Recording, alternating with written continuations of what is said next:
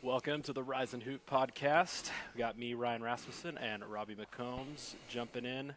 We've been very diligent so far this season. Just every single game we're hitting you guys with the breakdowns and the reactions to all of these games that have been going on. We're just super on top of everything, right, Robby? Yeah, and we figure, that we got to get in there after that first half. We both turned the game off. Game's clearly over, and we just got to react to what happened. I'm not even going to look at social media the rest of the night. We're just going to record this, upload it to that terrible first half, and give our reaction. Yeah. We just kind of figured this was our best chance. We said, hey, we can watch the second half, or, maybe we just jump on because we were saying it's been a little busy with football, still going and everything. And so it's, we have to pick our spots where we're able to record. So Yeah. we'll go from there, I guess, Yeah. All right. So, anyways, all right. No, we did watch the game. Man, I see. This is, I guess, game's been over for about an hour now. So we're recording an hour. So I had some lasagna, had some food, spoke with my children. So kind of trying to decompress. Of AJ Debansa. Yes, yeah, ate the gospel of AJ Debansa and Rob Wright. So, man, like, what a game! Like, where even to start? Like, just it was like it cultivated like what BYU, just like every stereotype, like for BYU through the first 10 games. Like, awful first half. Like BYU had awful first half versus Delaware, awful first half versus UConn, bad first half versus Miami, awful first half versus Dayton. Actually did good game versus Cal Baptist last game, and then awful first half versus Clemson. This one, it's like you felt like, at least I felt like, I'm sure many BYU fans, it's like, all right, eventually we can't keep digging ourselves out of the hole. Like, Clemson's intensity was so much better in the first half. Like, I feel like every loose ball, like they were just getting their hands in every ball. BYU's offense just was out of sorts. Richie couldn't hit a shot. It just wasn't much ball movement. AJ and Rob weren't doing much. Shots weren't falling down. So I figured BYU, I think, would do better in the second half. But man, like, 21 points, and then even the way the second half started, BYU started like they got the ball to start the second half, which is more of a football term, but I mean they got the first possession coming out, yeah, and then for like literally 5 seconds in, Rob throws a bounce pass to AJ and it's a turnover. You're great, and then and then Clemson got a point to go up 22, and the next possession BYU turned it over again. So you're like, all right, BYU might just not have it tonight. But that's when you actually start thinking, maybe I need to turn the game off. Yeah, it's like, all right, maybe we just do need to turn it off. But it's like, all right, let's get to immediate timeout. But I think the story, I mean, AJ Dybantsa is the story of the second half. But I think BYU won because of their defense. Like, BYU's defense, I feel like this is the opposite of my whole life for BYU. Like, usually, like, because Clemson is the team, like, they're very deep. They have 9 guys. They go very balanced scoring. And then BYU is the team. They have this big 3. They have the future #1 pick, this high-end talent. And in the first half, Clemson just is firing on all cylinders. And in the second half, BYU's length and athleticism takes over, and then just BYU's talent takes over. I feel like that's the opposite of every game. Like, when BYU ever has like played like a top 10 game, it's like we come out scrappy, we're fighting hard, we're playing so cohesive, and then the better team in the second half, like, yeah, we're just better. We have the better player. We're longer and more athletic than you. But this was actually in BYU's favor this time. Like, I'm still processing this like new, just this new reality of a BYU fan. Like, BYU basketball does have good history, but like, this game was the opposite of when BYU plays. Either we get spanked by a top 10 team, or we come out firing, and then the second half happens when it happens. It's just, yeah. But I mean, we could go into it, but the defense is what, like, BYU's defensive intensity was so good in the second half. Like, they went full court pressure. They didn't like full out trap like the whole second half, but like, what's pressing me, like, AJ had his offense, but his defense, like, he was the top of like that full court kind of pressure they were getting, and Clemson wasn't really able to get into their sets till like 19 seconds into the shot clock, and they didn't get like really any clean looks the second half. So BYU just swarming defensively, like they rebounded the ball much better the second half, and that's what led to like the offensive explosion. Like, I was looking at some stats in the first half, Clemson had 14 made field goals versus 4 turnovers. And then the second half, Clemson had 7 made field goals and 8 turnovers. So they had more turnovers than made field goals in the second half. So lots. I mean, we'll get more into AJ, Rob, just everything. But that's just BYU's defense and just that intensity. And so we'll talk about, okay, well, can BYU just start doing that the whole game? Then they could be a top 2 team in the country. But yeah, really exciting win. Just like we've seen, like we saw second half UConn. We've seen like Wisconsin the whole game. BYU kind of flattened them. Like when BYU, we've seen long stretches of BYU and they look like a true national title contender. Yeah, that was my takeaway. Was once, so admittedly, I missed probably the first 10 minutes of the second half, getting my kids down, and it's not a bad time when you're like, all right, we're down big, it's halftime, read some books, get the kids down. But so you probably should have stopped watching at that point when you saw that BYU was. Yeah, like, it's kind of like, is this my fault? Like, yeah. So, and it might have been because I mean the way that things kind of almost fell apart right at the end, which would have also been in BYU fashion, like tie the game, miss the free throws, miss the bucket to not go to overtime and give the momentum back to Clemson. Yeah, even on that, BYU went up by 6 points with a minute 10 left, and that's when we texted each other. Like, it's over. Yeah, okay, we got to record. And then 2 minutes later, they tie like the 3, and we're like, you're like, well, at the same time, if we win, yeah. I feel like this team has shown that it's pretty clutch, though. Like we've put ourselves in the situations, unfortunately, but also kind of fortunately, a little bit like with football this year, where you're kind of like, you don't love winning ugly, but you sure would love winning ugly than losing ugly, right? I mean, you'll still take the wins, and I think especially with this team when you're bringing in a lot of new pieces, especially now losing Dawson Baker too, you can tell like this game it was a kind of like, okay, we got to figure some things out. We're now down another key player. He's not like you mentioned, he's not one of our big 3, but he was somebody who added depth, like legitimate depth to the team, right? So the team is it has been put in these situations now to kind of go, okay, we're figuring out how to win. We're figuring out how to keep fighting, which is, to me, even at the end, I really liked how, Rob kind of made some mistakes near the end, missing the free throws. I also felt like he kind of took his time getting over half court, taking the timeout. I'm like, not quite feeling the urgency. I couldn't tell. It looked like there maybe was kind of a, hey, if you see this, just go for it. But if not, call a timeout. I want to give him the benefit of the doubt there, but I'm not sure. But the way the team was just like mobbing on him, the whole team was there for the post-game interview, I thought was pretty cool. Like you can just tell, not to steal a Jalen Brunson term, but I do feel like the vibes are pretty immaculate with the team. Right now. So that's one of the upsides, I think, to kind of going through some of these ups and downs and only having put together like 2 games where it's like been a complete performance. We've seen what that looks like. And that was my takeaway was, okay, you put yourself in a huge hole, you come back, you gut it out and you win. We've seen it a few times.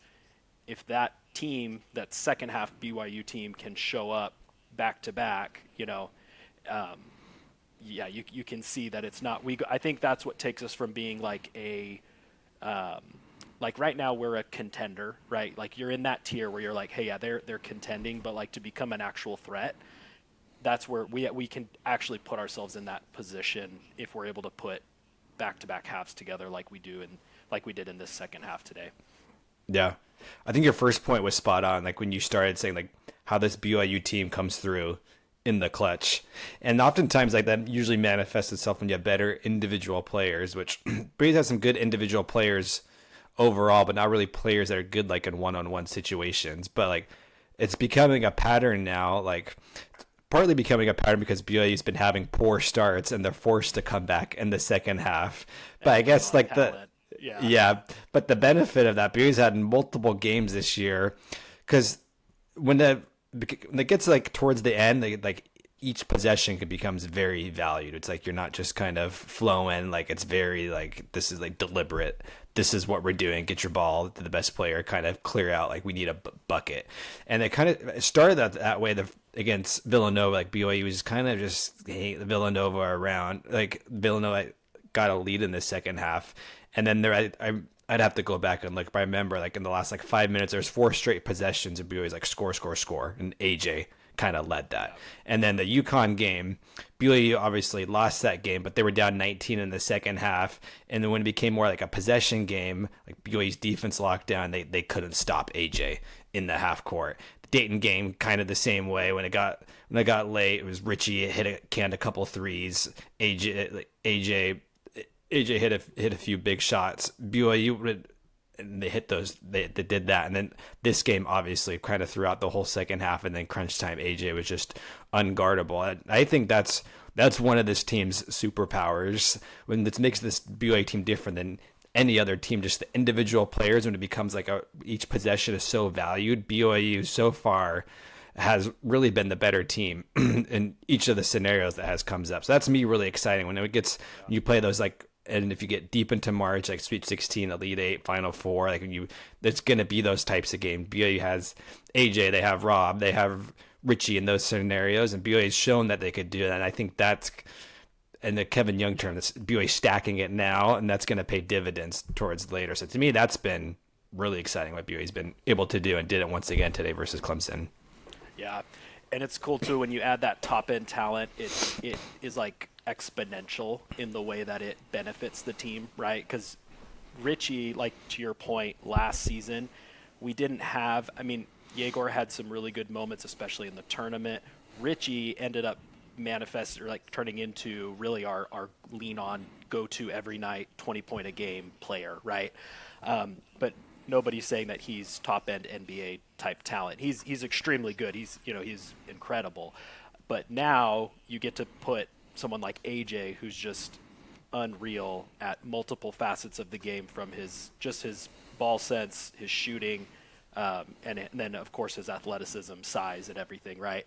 And that pushes who was our kind of go-to guy last year down to the 2 spot, right? Or maybe even the 3 spot, depending on the night, if Rob's got it going, things like that. So it's even tonight, the way that Keba is unlocked by AJ's gravity, right? Like he's moving around, and at the end he's just throwing lobs to Keba, and Keba is just like dominating underneath. He's just throwing them down constantly because teams are having to.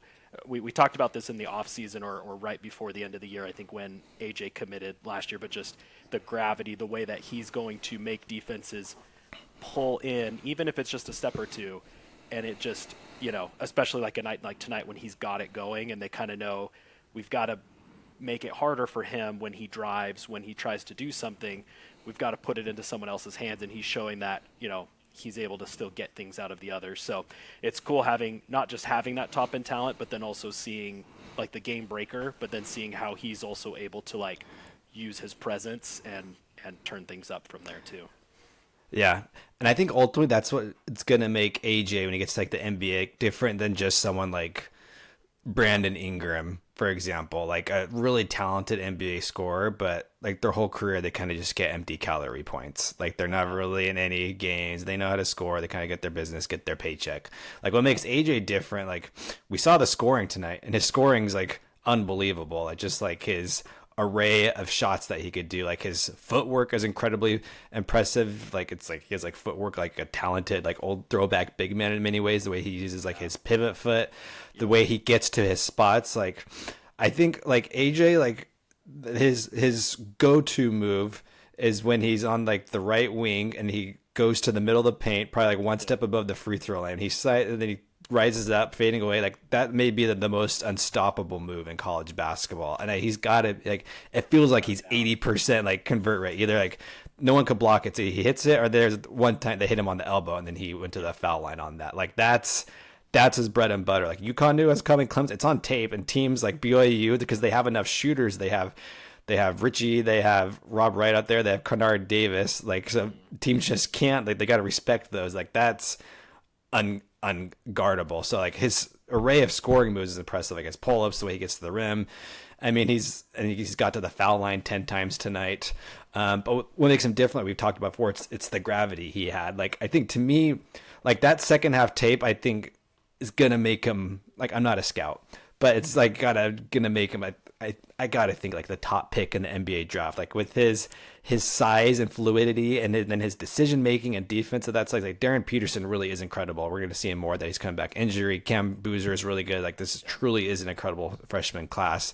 But I think outside the scoring, what was really impressive to AJ, he had those 3 pick and rolls lobs to Keba in like the final few minutes. So it's like we saw the scoring. It's like, oh, look what I could do. He could like just his decision making. He first had the one like late in the shot clock. He kind of had the wraparound in the paint, and then Keba threw it down.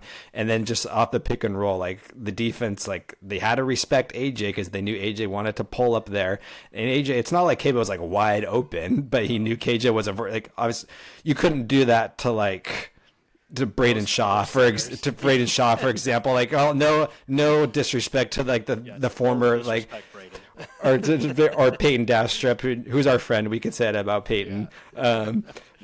Better basketball players ever be in our life, but they just didn't have that verticality that Keba has. So it's like you could do that because of Keba. Like if that was like but there's the way to like to recognize it and just to put it in a place where Keba could get it. That was just he had 6 assists on the night, which is incredibly impressive. And then also I talked about his defense as well. Like he was going full bore on defense the whole time.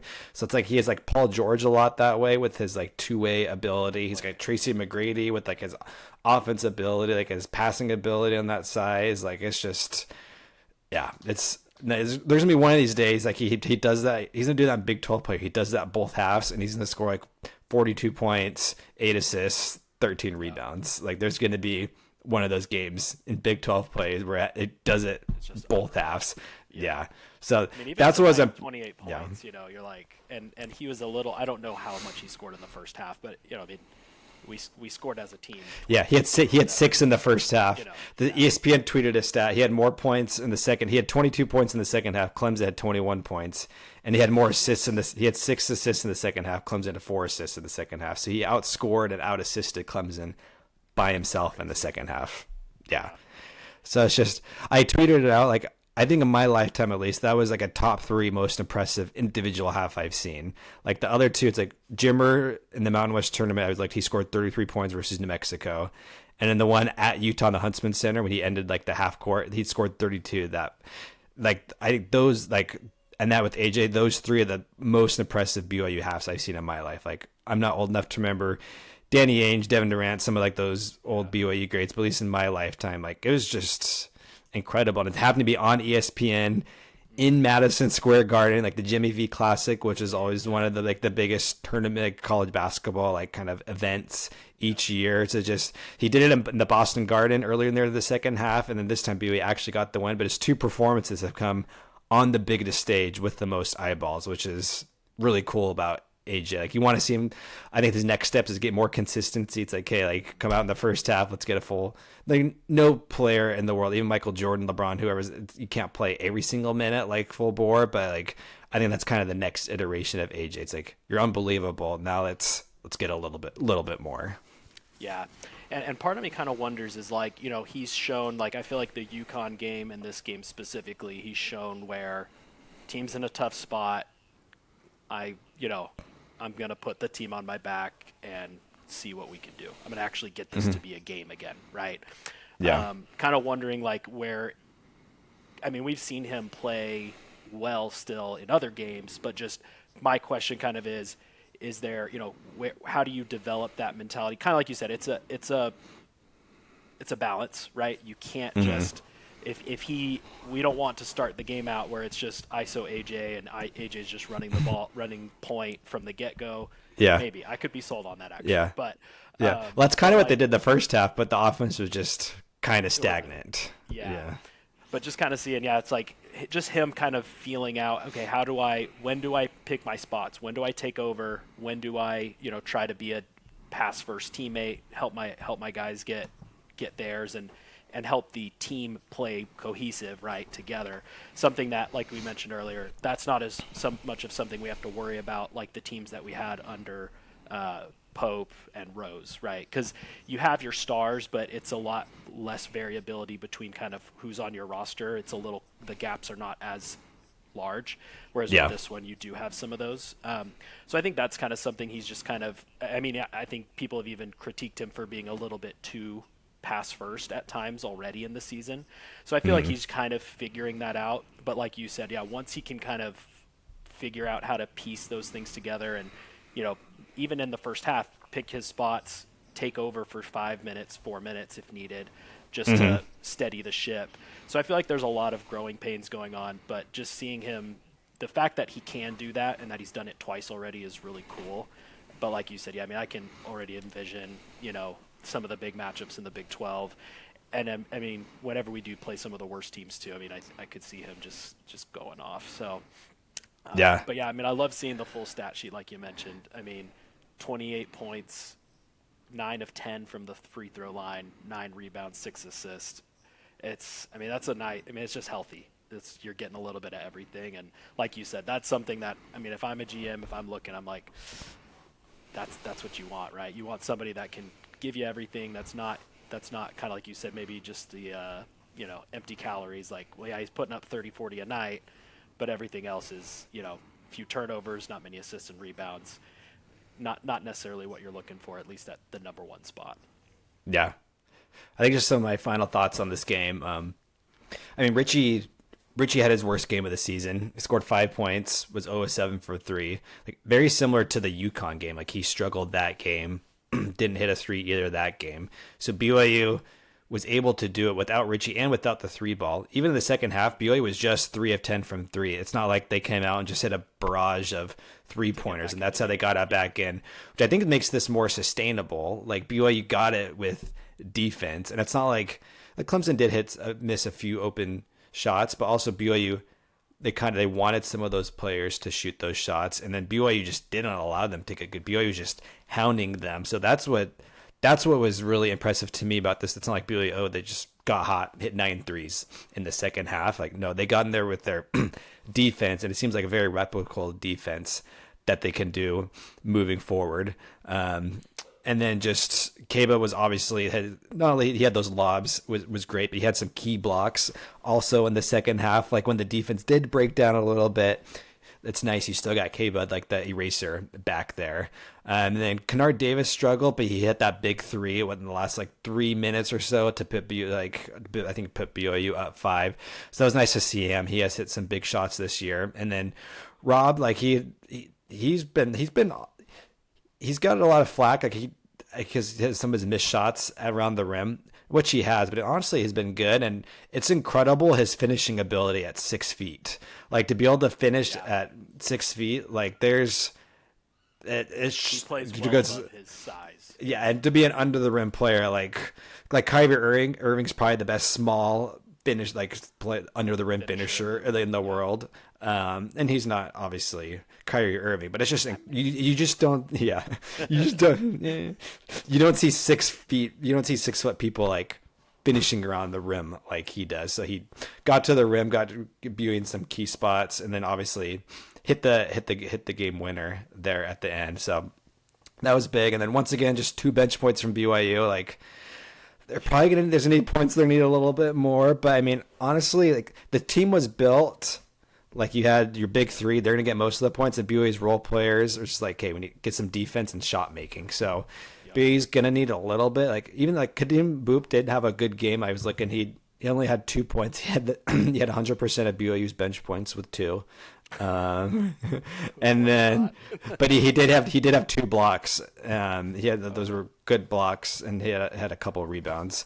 So, and then, but yeah, I mean, the starters play the vast majority of the minutes. Rob Wright 36 minutes, Richie 36 minutes, Kennard Davis 37 minutes, AJ 34, Keba 28. And honestly, when you get in Big 12 plays and games where it's really like this, that's the type of minutes guys are going to get. Honestly, it probably helped BYU a little bit, when the rim malfunction happened after Keita had that oop that stopped the game for about 15 minutes. I was kind of concerned, it kind of disrupted momentum, but it probably was a boon for BYU since Clemson has so much depth. They could rest their guys a little more. BYU was going hard on defense, those first 9 minutes, and allowed them kind of to rest. And it's okay, now let's just sprint the last 11 minutes. So that might actually work down BYU's favor given towards the end. But maybe a good tactic to bust out if needed. Just Yeah. Kevin, go pull a Shaq. Just destroy the rim real quick. Yeah, we need someone like in the Marriott Center that like could press a button that loosens like the bolts on the rim. So it's like, hey, that cable, like go down, give us 15 minutes to rest. There's got to be someone in the Marriott Center that that could be able to do that. I think so. We can find somebody, talk to somebody that could help out with that.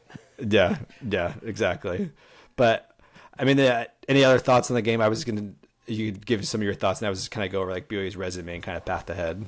Yeah. No, yeah. I mean, I think you're spot on. It's clear that the bench is, it's weaker. Like I mentioned earlier, losing Dawson is a big blow. I mean, he's the one with the most experience that was on the bench. He was kind of your Rob Wright backup.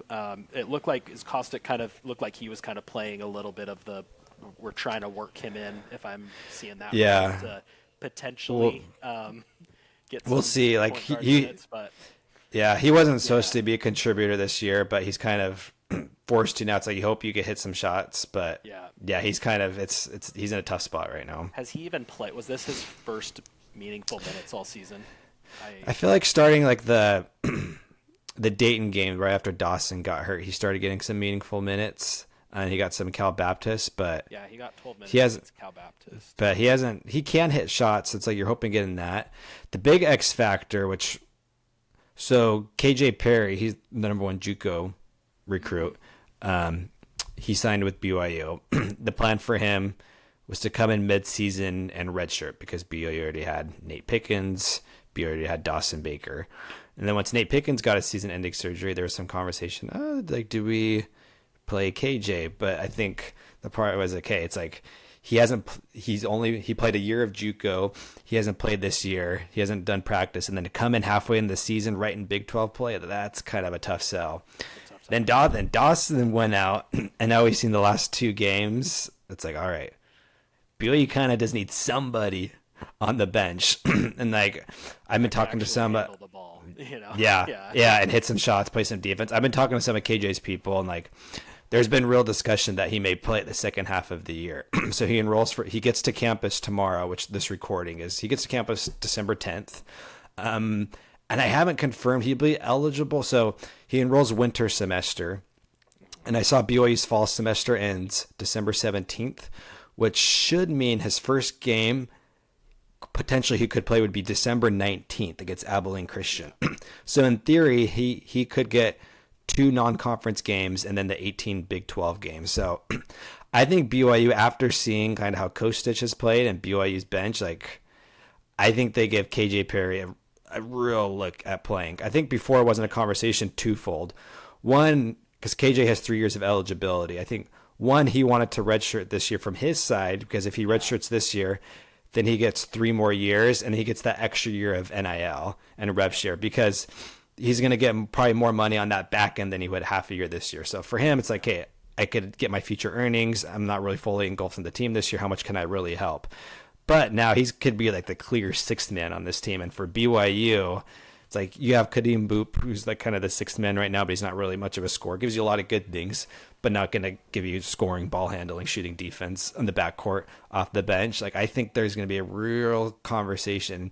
Kevin Young, I think they don't want to tip their hand. Maybe they will to see what they're thinking. But talking to KJ's people, like they're really considering. Yeah, because yeah, and then he'll get some practice, and then he'll get those 2 non-conference games he could play, and he starts to work yourself in Big 12 play, because you don't need him right away. You still got your big 3, so it's not like you need him to come be your starting point guard, score 12 points, to shot 6 assists per game.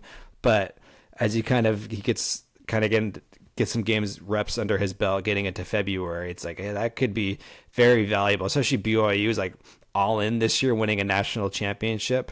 Plus, you don't know what the future of college basketball looks like. KJ Perry could redshirt. He could transfer in a year. So it's like, I think for him, I think he wanted to redshirt probably this year to get that extra of NIL at them. But now that for him, it makes sense because he gets a real role. For BYU, it makes sense because we need him. I think there could be some real conversations. And then real quick, there's also Abdullah Ahmed, the G League big man. And they're trying to figure out what his eligibility looks like. Does he have 2 years? Does he have 3 years? Maybe BYU could maybe use another big man. I don't think that's quite as pressing. BYU, he's in the same boat as KJ. He's enrolling mid-year. But I think KJ is especially enticing. So we'll see. We'll probably find out in the next week or two if KJ plays the second half of the year, because if he does, could be another just wrinkle and it's another just missing piece that BYU has right now. Some of that bench ball handling, scoring, and defense in the backcourt. Yeah, and it's nice. I mean, I feel like Kevin Young last season showed that he knew how to use all of his guys, even if it was just for a couple minutes, you know? Mm-hmm. So like you said, yeah, I mean, I think just even having those options is big time. And even if it maybe isn't as big of a boon, I mean, when you were saying those minutes, right, you're going, all right, these guys are going to play 30 plus, 35 maybe minutes a night all through Big 12 play. I mean, that's tough, you know, especially if you don't have guys that, like, when it's a 20-point blowout, you're like, I don't really trust, you know, it's hard for me to put in backups because maybe some of our backups are that far away from our starters. Yeah. So, yeah, I mean, if you can bring in some extra guys just to, when you can rest guys during conference play, that's a big deal. Mm-hmm. And then, yeah, just seeing how Kevin Young has been able to use the guys on his team, knowing their strengths. I mean, he's shown that he knows how to do that. So giving him an extra piece or two would be huge. Yeah, and even like Rob, KJ, or Rob, AJ, and Richie, they're probably gonna play like 34 to 36 minutes a night. But that's still like potentially like 15 to 18 minutes that could be allocated elsewhere. Like KJ could slot in, like when one's out, he's in. He could play 14. Yep. Of those minutes. I think like Kevin Young, like he's used in the NBA, he's used to like mid-year additions. Like he's used to trade deadline additions, someone that hasn't practiced with the whole year. So it's not foreign territory to Kevin Young to bring a guy mid-season. I think honestly he's very comfortable in that. Like he's used to a guy coming in trade deadline. Okay, let's bring him right in. I think it's a little different for KJ because he's going from JUCO not playing this year to Big 12. So it's not like he's going from NBA to NBA. So like that's like a real, obviously, but his talent is there and he'd be the next. He's better than any guard BYU has in the healthy guard BYU has on the bench right now. So interesting. That'll be something to watch over the next week or two. I like that. Yeah, that would be big. Yeah, that'd be really nice to have. When, yeah, the little bit when Kostic was out there and everything, I was kind of like, yeah, it's a big drop off right now. I mean, I hope that he can kind of get more acclimated to over time. You know, might take some guys a bit to just get used to game time too. You know, it's hard to say. But yeah, I mean, if you can bring in some top end talent, like you said, that would be really nice. So, yeah. Any other, to your point earlier, I know you kind of said like when I brought up the AJ PG point guard AJ. Yeah. We saw some moments of it. I mean, yeah, I'm wondering, kind of to your point, is that something that you feel like we're going to have to potentially lean into a little bit just to give Rob Wright some? I mean, Richie's also shown that he can do that. I didn't necessarily catch that things were running through him a whole lot tonight. He kind of had a down night, like we said. But I mean, that's the nice thing. I know AJ and Richie, right? They both are comfortable enough with the ball.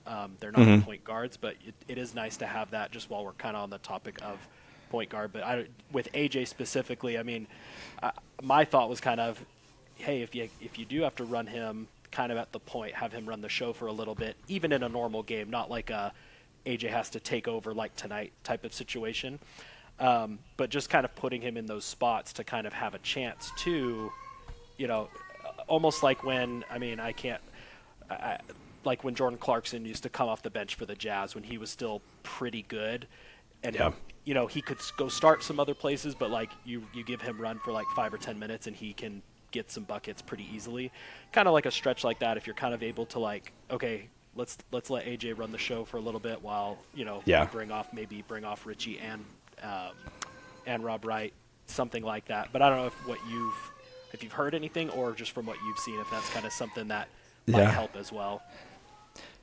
I think we'll see. I mean, I think honestly, kind of the plan going into the season was that AJ kind of operates as the point guard, like when Rob's off the floor, because they didn't bring in a true backup point guard. Like they did bring Nate Pickens as kind of a combo guard, so he was kind of that pseudo backup point guard, but he kind of not a true. So he was probably going to play some minutes, but I think especially the plan now with Nate gone, that like Rob's going to play you 32 plus minutes a night, 35 and a lot of BYU always has at least one of Rob or AJ on the floor. Like I don't think there's been a time this year outside of blowout minutes that one of them hasn't been on the floor. So when Rob's not on the floor, you're going to put AJ in there, and the the offense goes through AJ. Like, he's not going to run the offense like Rob, but he could have the ball in his hands and create that way for like the 8 minutes a game that Rob's not out there. So I think that's what we're going to see going forward. Maybe if KJ comes back, it gives you like a secondary option. You could do it, but I don't think it would change that much. I think Rob's going to run the show, and then when he's not on, AJ's going to be that pseudo kind of backup point guard. I mean, we even had to put Rob back in, I think, at the end of was it Cal Baptist, where everybody was fouling out. and yeah, and yeah. Rob had to go in for the last. Like, all right, we need someone to dribble the ball. Yeah, yeah. Well, cool, man. Yeah, exciting night. Yeah, I guess real quick, so I'm just kind of looking ahead at BYU's resume. So, BYU has. We always usually hit an hour. We're only at 35 minutes, so yeah. I mean, let me just monologue for 25 minutes. We can either go 25 or we can do. We can go away from our usual. Yeah, it'd probably be best. I'm on the West Coast. And it's 7:30. I got kids' bedtime to to put kids to bed. So I probably need to be a good husband and dad. So, but I guess to kind of wrap us up, I'm kind of looking at the head in BYU's resume. So BYU's non-conference, like last year, BYU's the big knock on the resume. BYU was a 6 seed, not higher, because the non-conference resume was terrible last year. I was looking at BYU's non-conference schedule in KenPom. I think the non-conference strength of schedule was 347th nationally out of like 362 teams. So not great. This year to start, it's going to get worse. But right now, BYU's strength of schedule is 10th in the country. Like BYU's challenged them well. You got 4 easy games coming up, which will bring it down. But BYU's schedule is enough to get them like a top 3 seed in the top 2, maybe even 1, depending what they do in Big 12 play. I think their best wins, like I think Wisconsin, Clemson, and Miami are going to be the best wins. Those are all neutral court wins. Like I think Wisconsin and Clemson are probably tournament teams. Miami, they got good talent, we'll see. But I think Clemson and Wisconsin for sure should end up quad 1 wins. I think Miami's got a good chance to be a quad 1 win. Villanova, they got smacked by Michigan tonight, but Michigan's smacking everybody. But Villanova's got probably a quad 2, quad 1 type win. Dayton's a solid win. Even Cal Baptist, they're probably going to win the WAC, be like a 15 seed in the NCAA tournament. So even them, and that's a neutral court game. So that could be like a quad 2 game. So you don't have and then UConn helps the strength of schedule. So you don't have you don't have one is still nice to have. Yeah, you don't have the top wins on there. Like BYU doesn't have a top 10 win on the resume, but they have some really good wins, which is more than they did last year. Like BYU did enough in non-conference play. So going ahead, BYU is going to be favored heavily in their next 8 games. The next 4, you got easy non-conference games. BYU is going to be favored probably 20 plus in all of those. It's crazy. BYU hasn't been home in a month, so it'll be nice to kind of have 4 games. Yeah. And then Big 12 play starts the beginning of January, and BYU's got a really good chance to start 4-0. They'll be heavily favored to start 4-0 in Big 12 play. The hardest of those stretches probably at Kansas State. Right now, BYU's according to KenPom's got a 79% win probability. Kansas State's got Memphis driver PJ Haggerty, who was an All-American last year, but they've been really struggling the last couple of weeks. They lost to Bowling Green at home. They lost to, I can't remember if it was Seton Hall or DePaul. They lost to a lower-end Big East team at home. So they're kind of a mess right now. But if you win that, then you got Arizona State at home, who's been actually pretty good, but BYU, it's at home. BYU should be favored. You got at Utah, who's looking like the worst team in the Big 12 right now. So that's going to be all full of blue. And then you got TCU at home, who's been good, but again, that's at home. BYU's going to be favored double digits, all of that. And then January 17th, you got at Texas Tech, who's a top 20 team. So BYU's got a really good chance right here to win these next 8 games, which would mean 1, 2, 3, 4, 5. BYU, they could be at. There's a very high likelihood of BYU's out a 13-game winning streak going into that Texas Tech game, which would mean which would mean they would be 16-1 heading into that Texas Tech game. So BYU can really just get some of the kinks get out. If they bring KJ Perry in too, it's a good chance for him just to kind of get integrated into things. Yeah. Get their bench kind of going, get some guys' confidence, get your offense going. It's a good chance to work out the kinks. Start off strong in Big 12 play, because last year BYU started off 2-4 in Big 12 play. So and even Mark Pope's that year they started slow in Big 12 play. So really good runway BYU here after they got through all their meat in the non-conference schedule. Yeah, get that equity, get those wins. And then, like I said, you could be 16-1 heading into a top 15 matchup at Texas Tech. Yeah, and right after that, we've got that fun. We play Utah at home on Saturday, and then we get that Monday night game right now number one It- Arizona. Yeah, home too, on Big Monday, ESPN. That there's a good chance that could be like a top 5 game. Like it could be the biggest game in Marriott Center history going into that. Like San Diego State, terms of Jimmer was rankings 4 versus 9. Like that could be a were top at that 5 game, right? matchup. I was, yeah, About that game too. yep. Can you imagine if you're on your mission for that? Like what that would be jeez. like? Cool. Could not imagine. Yeah, But and as you kind of mentioned, like missing out on like the UConn win, which would have been a big, top 4, top 5 win. But looking at the schedule, it's really nice. You get Arizona twice, you get Iowa State at home, and then Houston at home. Houston at home too. So those are 4 teams right now, 4 games, 3 teams that are all in the top 7. And you'd imagine Arizona. I haven't actually seen Iowa State. Arizona looks really good. Yeah, Houston they're gonna be has tough for been BYU because consistent they got a top big 10. front court. Yeah, Yeah, but if you're putting, 4 shots to play top 10 opponents is pretty good, right? If you can pull off, even just split those, or even 1 and 3 isn't going to kill you, but it'd be great to split those. Maybe just win your home 2 of your 3 home games. It's actually a really good slate. I feel like we kind of had some rough stretches at times with some of the big opponents or big teams that we've played, and this year it's nice seeing that we've got our 3 of our hardest 4 games are at home, which is cool. So gives us another chance there just to bulk up the resume and puts us ideally in a good spot to lock up at least 1 or 2 of those. Yeah. No, it's been a fun first just over a month of the year. BYU's got some good wins. Got a nice runway here. Hopefully win these next 8 games, and then you really got the meat master of Big 12 play, which will be. And BYU's got primetime games. Like they got so many ESPN games. They got Fox games. Like BYU's going to be featured. So it's going to be fun. We got a month here. Let's get some wins. Stay healthy. Get the guys' continuity together, and then come January, February, March, it's real. It's real.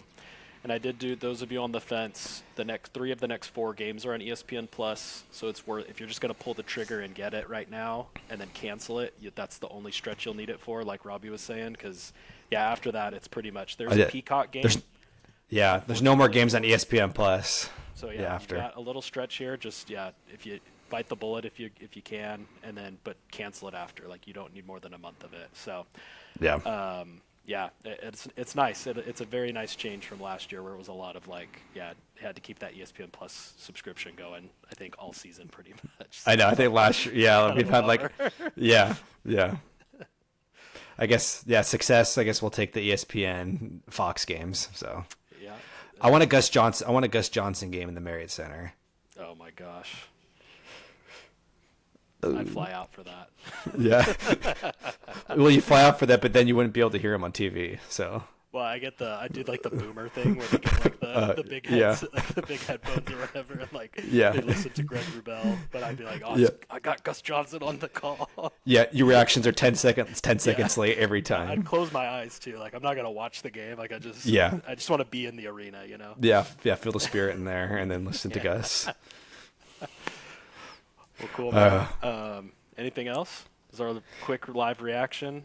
I'm proud of us for getting on. We made it happen. Yeah. We'll try to. This probably means we're probably another 2 months away, but maybe let's try to get one before Christmas. Maybe we'll get one before Christmas after the non-conference games, and then that probably means it'll probably be March 3rd. Okay, Big 12 preview coming up, a tournament preview. We'll use the 1 seed in the Big 12 tournament. Yeah, no, we'll try to. We did good at the end of last season, but we'll do the best we can. I think it was mostly, in full transparency, there's a lot of different traveling schedules for both of us. Over the holidays and everything, and so. Yeah. I'm not going anywhere for a long time now, so. Yeah, and I know everyone thinks this is our real full-time jobs because the quality is so impeccable, elite quality. But Robby and I is both clean, pristine, white. Yeah, like those professional lights, like right there on my screen, like that light switch on the side, like right there. You got like, is that a baby monitor up there? You got in the corner. This is just a little security camera. You're like, wait, who put that camera there? Wait, what? Yeah, what? Where did that get there? Yeah, what? Did you put that there? Yeah, yeah, Is that AI? Did you put that on the screen? yeah. We also promise that we will get to. I guess there's no Big Ten bubble watch anymore, but there is. I know. Is it like it's? Is ACC bubble watch still? Because they have like ACC has 17 bubble watch, teams. and then there's like one Is or two of like the not even mid-major, but just like the really small conferences. Yeah. has bubble watch. So, yeah, we'll get the people what they watch, and yeah, so don't worry. yeah, what they want. Yeah, Robbie and I also have. Well, I guess now we need to order ACC. We were going to order Big Ten hats to start off our podcast with, so we'll have to switch it up to the appropriate conferences for the next. yeah, yeah. All right, good times. That was a fun night. Go Cougs. Go Cougs. Rise and hoop.